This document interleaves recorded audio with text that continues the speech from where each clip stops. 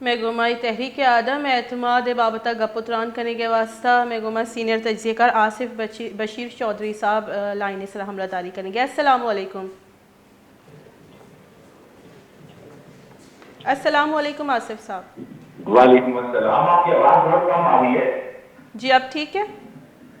جی جی جی آصف صاحب، یہ تحریک عدم اعتماد میں ترین گروپ، حلیم خان، یہ سب بڑے ایکٹیو نظر آ رہے ہیں۔ اب بھی کیا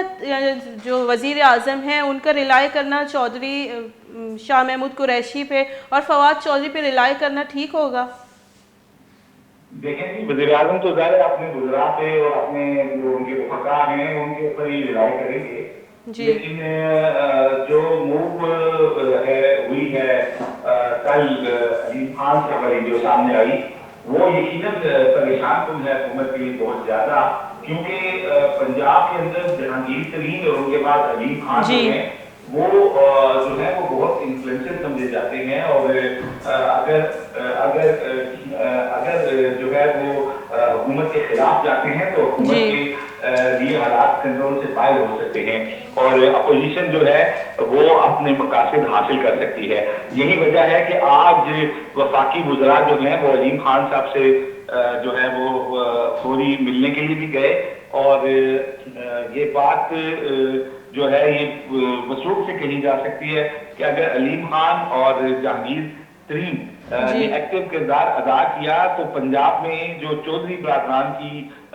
کمی ہے وہ محسوس نہیں ہوگی اپوزیشن کو، اور کیونکہ یہ دونوں بہت انفلوئنشل لوگ ہیں اور پنجاب میں ان کے جو ہیں ذاتی تعلقات ہیں جی ارکان پارلیمنٹ کے ساتھ، تو یہ یقیناً حکومت کو کے لیے ایک بہت بڑی شاکنگ ایک جو ہے وہ جی صورتحال پیدا ہو آصف سکتی ہے۔ صاحب، یہ کاف لیگ نے تو منع کر دیا کہ علیم عادل خان سے تو بہتر ہے عثمان بزدار ہی جو ہے سی ایم پنجاب رہیں، تو کیا اسی وجہ سے انہوں نے اتنا بڑا فیصلہ لیا علیم خان نے اور کپتان کا ساتھ چھوڑ دیا؟ دیکھیں جی، یہ بہت بے رحم ہوتی ہے سیاست، اور چودھری برادران اس سے پہلے تو اپنے علاوہ کسی کو ماننے پر تیار نہیں تھے، جی لیکن اب جب دوسرے آپشن سامنے آ رہے ہیں تو وہ کہہ رہے ہیں نہیں عثمان بزدار بھی صحیح ہیں، جی لیکن جب سیاسی جماعتیں ان کے پاس جاتی تھیں تو وہ کہتے تھے کہ نہیں ہمیں وزیر اعلیٰ جو ہے وہ آپ لگائیں تو یہ ٹھیک ہوگا۔ تو جی جو ہے اب آج انہیں عثمان بزدار صاحب بھی ٹھیک لگنا شروع ہو گئے ہیں، کیونکہ عثمان بزدار ایک شریف انسان ہے، اور مسلم لیگ نون سمجھتی ہے کہ یہ مسلم لیگ کاف سمجھتی ہے کہ اگر کوئی بہت زیادہ ایکٹیو اگر کوئی پولیٹیشین سی ایم بن جائے گا تو ان کے مفاد کے اوپر زد پڑے گی اور پنجاب میں ان کے کاموں میں شاید رکاوٹ آئے گی۔ نہیں، پی لیکن ایم میرا کے لیے خیال ہے آپ کہ کیا اب سمجھتے ہیں کہ اتنے کم ٹائم میں اور ایسی گرتی معیشت پہ کوئی خود سے آگے آنا چاہے گا؟ بلاول صاحب بھی تو سامنے ہے، کوئی بھی سامنے سے تو نہیں آ رہا، کیونکہ معیشت کی صورتحال ہی سوری ایسی میں ہے۔ آپ کو سن نہیں پایا، آپ نے کیا کہا؟ آصف صاحب، میں کہہ رہی ہوں کہ جو صورتحال ہے جو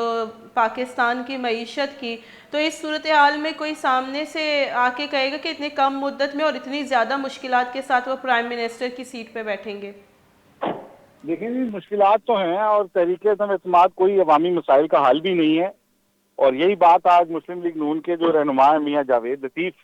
انہوں نے لوگوں کے سامنے رکھی، میڈیا کے سامنے رکھی، اور ان کا یہ کہنا تھا کہ تحریک عدم اعتماد ہماری منزل کا پہلا قدم ہے، اس سے عوامی مسائل حل کرنے کی توقع نہیں کی جا سکتی، جو ہے وہ عوامی مسائل تبھی حل ہوں گے جب آزادانہ اور منصفانہ انتخابات ہوں گے۔